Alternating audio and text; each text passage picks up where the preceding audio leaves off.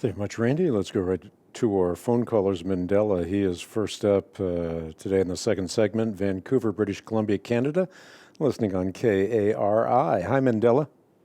Hey, Hank, how are you doing today? I'm doing well, thank you.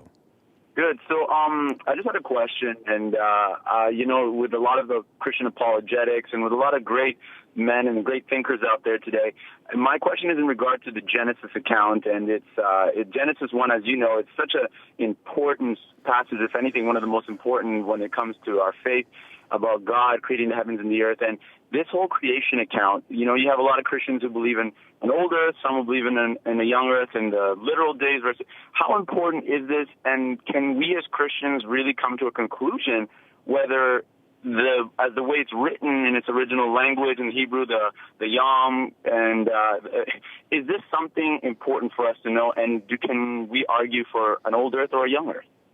Yeah, I think it's important to understand the word Yom, and maybe the argument that Yom preceded by a numeral always means a literal 24-hour day is a very good argument. But the reality is the days are not designated so that we can assess some kind of a chronology, but rather so that we understand God's purposes in creation and we can remember them, culminating in the crowning jewels of his creation, humankind. So is this an essential? No. I mean, the Bible doesn't deal with the age of the universe. If you want to deal with the age of the universe, you have to look at general revelation. Is it important? Yeah, I think it's very important, but it's not essential. What's essential is God's unfolding plan of redemption, culminating in a new heaven and a new earth wherein dwells righteousness, the time in which the veil is removed and sacred space fills our place. So I think this is a very good debate. I don't think that we should make it an acid test for orthodoxy. I think if we look at the fact that God's eternal power, divine nature, clearly seen through what has been made, we realize, wow, God's imprimatur, his fingerprints are on the universe, and by looking at the universe, we get some kind of an idea of how things work. And obviously we can't do special pleading here because we have a bias in one direction or another. We have to follow the facts wherever they lead.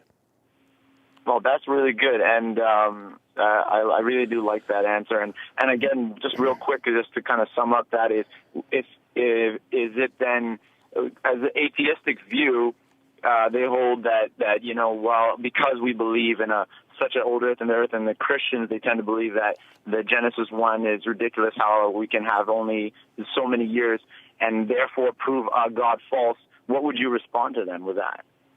Well, again, they may have some kind of sense of how to read general revelation, though they wouldn't use the moniker. But they have little sense in how to read the Bible for all it's worth. I mean, if you look at Genesis, it opens with a literary mnemonic, with a memory aid by which we are daily reminded of God's creative prowess. The first 6 days outline, as I mentioned, a hierarchy of creation, and on the seventh day, the Creator in whom we ultimately find our Sabbath rest.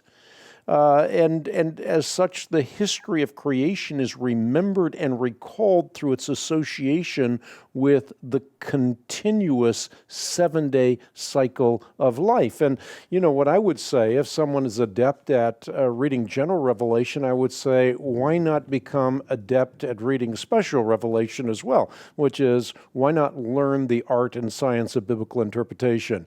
If you do, then you're going to be able to read the Bible for all it's worth, just as you're able to look at cosmology or biology in a proper fashion.